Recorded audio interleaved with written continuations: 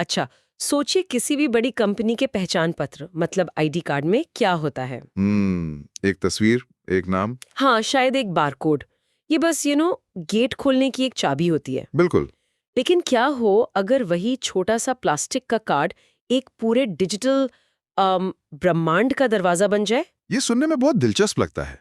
अक्सर हम ऐसे प्रशासनिक बदलावों को बस एक रूटीन अपडेट मान लेते हैं। सही बात है, और नजरअंदाज कर देते हैं। लेकिन कभी-कभी एक साधारण सा दिखने वाला बदलाव किसी संगठन की सोच और भविष्य की दिशा का सबसे बड़ा संकेत होता है। बिल्कुल। आज का हमारा विषय है भारतीय रेलवे, जो अपने लाखों कर्मचारियों के लिए एक बिल्कुल नई क्यूआर कोड आधारित पहचान पत्र प्रणाली शुरू कर रहा है। हाँ, और ये सिर्फ कार्ड का डिजाइन बदलना नहीं है। नहीं, बिल्कुल नहीं। ये काम करने के तरीके में और शायद कर्मचारियों की जिंदगी में भी एक बड़ा बदलाव लाने की कोशिश है। ये असल में कागज और प्लास्टिक से डेटा और डिजिटल पहचान की तरफ एक बहुत बड़ा कदम है। और जब भारतीय रेलवे जैसा विशाल संगठन ऐसा करता है तो इसका असर समझना जरूरी हो जाता है। तो आज की हमारी इस पड़ताल का मिशन साफ है। हम ये समझेंगे कि ये नई प्रणाली क्या है, और इससे भी ज्यादा जरूरी हम ये जानने की कोशिश करेंगे कि इसके पीछे की असली सोच क्या है। हाँ, क्या ये सिर्फ सुविधा के लिए है या इसके कुछ गहरे मायने भी हैं? हमारे पास इससे जुड़ी एक विस्तृत रिपोर्ट है, तो चलिए इसके एक एक पहलू को खोलकर देखते हैं। बिल्कुल, और हमारा काम उस रिपोर्ट की लाइनों के बीच छिपे मतलब को निकालना है।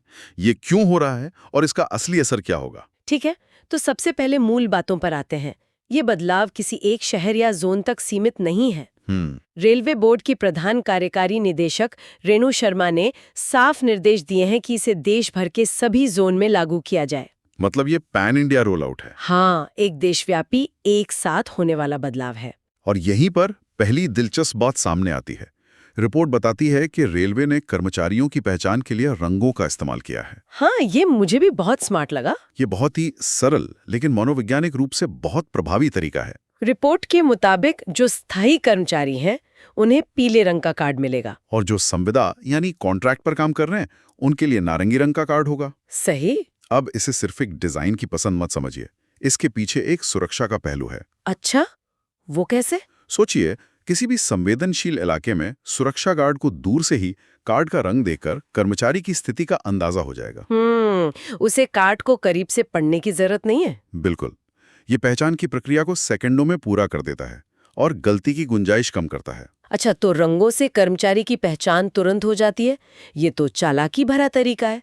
लेकिन रंगों के अलावा क्या कार्ड पर जो जानकारी है उसमें भी कुछ नया है? देखिए, कार्ड पर भौतिक रूप से जो जानकारी है वो काफी हद तक पारंपरिक ही है। जैसे? कर्मचारी की तस्वीर, हस्ताक्षर, नाम, पद, विभाग और कार्ड की वैधता। ये जरूरी भी है। क्यों? क्योंकि अगर कभी डिजिटल सिस्टम फेल हो जाए तो एक फिजिकल पहचान का जरिया तो होना ही चाहिए। सही बात है। तो फिर असली जादू कहाँ है? रिपोर्ट कहती है कि असली बदलाव उस छोटे से काले और सफेद वर्ग में छिपा है, क्यूआर कोड। बिल्कुल, ये क्यूआर कोड ही इस पूरे सिस्टम का दिल है। लेकिन यहाँ ये समझना जरूरी है कि ये किसी रेस्टोरेंट के मेन्यू वाला क्यूआर कोड नहीं है जो सिर्फ एक वेबसाइट का लिंक खोल दे। हाँ, ये एक एन्क्रिप्टेड यानी सुरक्षित किया हुआ डिजिटल टोकन है। एक मिनट, एन्क्रिप्टेड टोकन, इसका आम भाषा में क्या मतलब हुआ? इसका मतलब है कि जब कोई अधिकृत स्कैनर इसे स्कैन करता है तो ये सीधे रेलवे के केंद्रीय सर्वर से एक सुरक्षित कनेक्शन बनाता है। अच्छा। ये सिर्फ जानकारी दिखाता नहीं है बल्कि उस जानकारी को वेरीफाई भी करता है। हर स्कैन एक रिकॉर्ड की गई घटना है। मतलब कोई इसका स्क्रीनशॉट लेकर या फोटोकॉपी करके दूसरा नकली कार्ड नहीं बना सकता? नामुमकिन। और स्कैन करने पर जो जानकारी सामने आती है वो बहुत विस्तृत है। हाँ, और यहीं पर बात और गहरी हो जाती है। रिपोर्ट के मुताबिक स्कैन करने पर कर्मचारी का नाम, पता, पद, आधार नंबर और कार्ड जारी करने वाले अधिकारी जैसी जानकारी दिखेगी। मतलब अब आधार नंबर भी इस कार्ड से जुड़ गया है। ये तो बहुत बड़ी बात है। ये सबसे बड़ा बदलाव है। आधार को जोड़ने का मतलब है कि कर्मचारी की पहचान को भारत की राष्ट्रीय पहचान प्रणाली से जोड़ दिया गया है। इससे इस कार्ड की प्रामाणिकता सरकारी स्तर की हो जाती है। अब ये सिर्फ रेलवे का आईडी कार्ड नहीं है, ये एक राष्ट्रीय स्तर पर सत्यापित दस्तावेज है। लेकिन पहली नजर में तो ये सिर्फ एक कॉस्मेटिक बदलाव लगता है। क्या ये सच में सिर्फ सुरक्षा और सुविधा के लिए है या ये असल में लाखों संविदा कर्मचारियों की निगरानी का एक ज्यादा सख्त तरीका है? हमने बहुत अहम सवाल उठाया है। देखिए, किसी भी टेक्नोलॉजी के दो पहलू होते हैं। सही। अगर हम इसे बड़ी तस्वीर में देखें तो रिपोर्ट के आधार पर इसके 3 घोषित उद्देश्य हैं: सुरक्षा, पारदर्शिता और सुविधा। ठीक है। सुरक्षा की बात हमने अभी की कि नकली कार्ड बनाना लगभग नामुमकिन है। लेकिन आपका सवाल पारदर्शिता और निगरानी से जुड़ा है। हाँ, खासकर संविदा कर्मचारियों के लिए जिनके कार्ड पर साफ साफ ऑन कॉन्ट्रैक्ट लिखा होगा। बिल्कुल। पारदर्शिता का एक मतलब यह है कि अब हर चीज का डिजिटल रिकॉर्ड होगा। जरा पुराने सिस्टम की कल्पना कीजिए। क्या होता था पहले? एक संविदा कर्मचारी की हाजिरी एक कागज के रजिस्टर पर लगती थी। फिर वो रजिस्टर किसी क्लर्क के पास जाता था, फिर अकाउंट्स डिपार्टमेंट में। बाप रे, बहुत लंबा प्रोसेस है। हाँ, और इस पूरी प्रक्रिया में एक भी कागज गुम हो जाए या कोई गलती हो जाए तो सैकड़ों लोगों का वेतन अटक सकता था। और शायद भ्रष्टाचार की भी गुंजाइश रहती होगी। निश्चित रूप से। अब ये नया सिस्टम क्या करता है? ये गेट पर किए गए एक स्कैन को सीधे कर्मचारी के बैंक खाते से जोड़ने की क्षमता रखता है। अच्छा। ये एक सीधी अटूट डेटा पाइपलाइन है। ये सिर्फ एक कार्ड नहीं है, ये उस पुरानी व्यवस्था को बदल रहा है जहां कई स्तरों पर गलती या हेरफेर की संभावना थी। तो हाँ, ये एक तरह की निगरानी है। लेकिन ये उस कर्मचारी के लिए सुरक्षा कवच भी है कि उसके काम के घंटों का सटीक रिकॉर्ड मौजूद है जिसे कोई बदल नहीं सकता। ये एक दिलचस्प नजरिया है। यानी ये प्रबंधन के लिए नियंत्रण भी है और कर्मचारी के लिए प्रमाण भी। हाँ, और यही सुविधा वाला पहलू है। कर्मचारियों के लिए दफ्तर में आना जाना आसान हो जाएगा। लेकिन उससे भी बड़ी सुविधा ये है कि उनके रिकॉर्ड साफ सुथरे रहेंगे।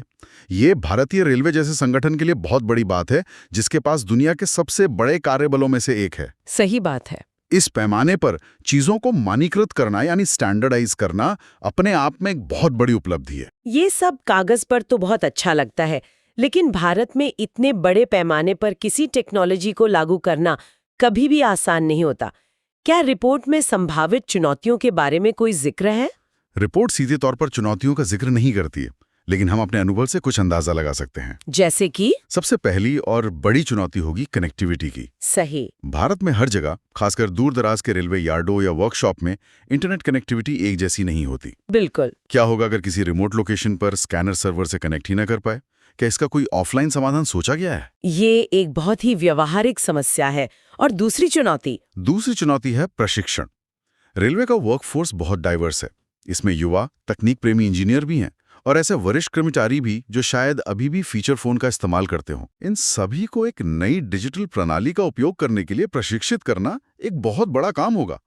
और अगर ट्रेनिंग सही नहीं हुई तो सबसे अच्छी टेक्नोलॉजी भी फेल हो सकती है। और एक सवाल जो मेरे मन में बार बार आ रहा है वो है निजता, यानी प्राइवेसी का। बिल्कुल। अब रेलवे के पास अपने हर कर्मचारी के आने जाने का, हर मिनट का डिजिटल रिकॉर्ड होगा। आधार नंबर भी जुड़ा हुआ है। क्या इस डेटा के गलत इस्तेमाल का कोई खतरा नहीं है? ये इस पूरी परियोजना का सबसे संवेदनशील और महत्वपूर्ण सवाल है। जब आप इतना बड़ा डेटाबेस बनाते हैं तो उसकी सुरक्षा की जिम्मेदारी भी उतनी बड़ी हो जाती है। और खतरा तो हमेशा रहता है। हाँ, ये डेटा बहुत मूल्यवान है। इसका विश्लेषण करके कर्मचारियों के पैटर्न को समझा जा सकता है, लेकिन इसका गलत इस्तेमाल भी किया जा सकता है। तो इसके लिए क्या करना होगा? रेलवे को बहुत मजबूत डेटा सुरक्षा नीतियां बनानी होंगी, जैसे कि डेटा एन्क्रिप्शन, यानी डेटा को एक कोड में रखना जिससे कोई और पढ़ ना सके। हाँ, और सख्त एक्सेस कंट्रोल, मतलब ये तय करना कि कौन सा अधिकारी किस स्तर की जानकारी देख सकता है।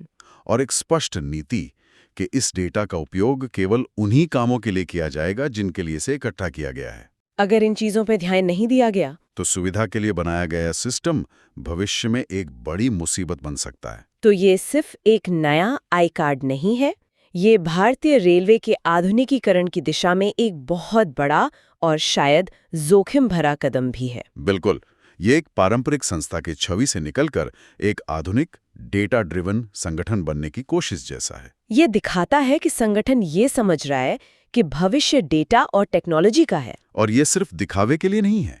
इस पैमाने पर किसी टेक्नोलॉजी को लागू करने का फैसला ये बताता है कि वे इसके लिए गंभीर हैं। ये तो दूसरे बड़े सरकारी उपक्रमों के लिए भी एक मिसाल बन सकता है। हाँ, जैसे सेल या ओएनजीसी कि कैसे अपनी पुरानी प्रणालियों को बदला जा सकता है। जब हम भविष्य की बात कर रहे हैं तो क्या ये प्रणाली सिर्फ हाजिरी और पहचान तक ही सीमित रहेगी या ये किसी बड़ी चीज की नींव है? मुझे लगता है कि ये निश्चित रूप से एक बड़ी चीज की नींव है। अच्छा। एक बार जब आपके पास हर कर्मचारी के लिए एक मजबूत, सत्यापित डिजिटल पहचान हो तो संभावनाएं अनंत हो जाती हैं। ये सिर्फ एक पहचान पत्र नहीं है, ये एक डेटा प्रबंधन उपकरण है।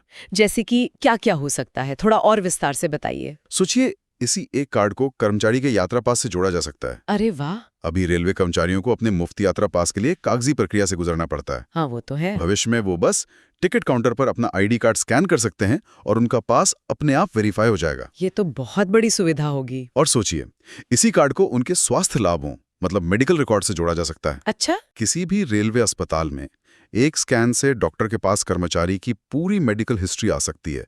वेतन भुगतान प्रणाली को इससे सीधे जोड़ा जा सकता है, जिससे हर महीने की आखिर में होने वाली कागजी कार्रवाई पूरी तरह खत्म हो सकती है। बिल्कुल।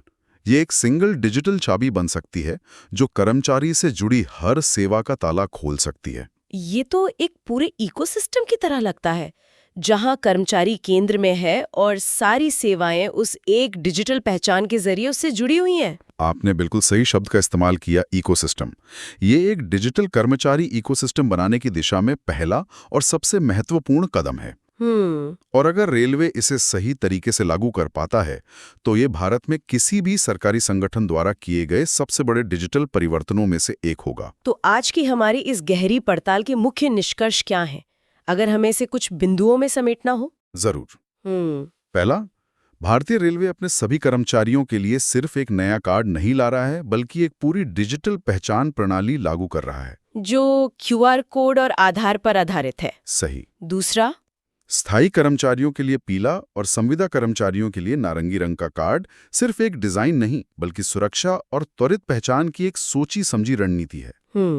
तीसरा, इसके घोषित लक्ष्य सुरक्षा, पारदर्शिता और सुविधाएं हैं, लेकिन इसके गहरे निहितार्थ भी हैं, जैसे कि बेहतर निगरानी, डेटा आधारित प्रबंधन और भ्रष्टाचार की संभावनाओं को कम करना। और आखिर में यह कदम चुनौतियों से भरा है, खासकर कनेक्टिविटी, प्रशिक्षण और डेटा की निजता को लेकर। बिल्कुल। लेकिन अगर यह सफल होता है तो यह सिर्फ एक कार्ड का बदलाव नहीं होगा, बल्कि भारत के सबसे बड़े नियोक्ताओं में से एक के काम करने के तरीके को हमेशा के लिए बदल देगा। और श्रोताओं के लिए सोचने वाली बात यह है, ये डिजिटल पहचान पत्र तो बस एक शुरुआत है। भविष्य में क्या हो सकता है? क्या इस प्रणाली का इस्तेमाल कर्मचारियों के प्रदर्शन को ट्रैक करने के लिए भी किया जा सकता है? क्या यह पदोन्नति और स्थानांतरण जैसे फैसलों को ज्यादा वस्तुनिष्ठ बना सकता है? एक साधारण सा पहचान पत्र कर्मचारी और संगठन के बीच के रिश्ते को कैसे बदल सकता है, ये देखने वाली बात होगी। ये सोचने वाली बात है कि एक छोटा सा क्यूआर कोड एक सदियों पुरानी संस्था के भविष्य को कैसे आकार दे सकता है।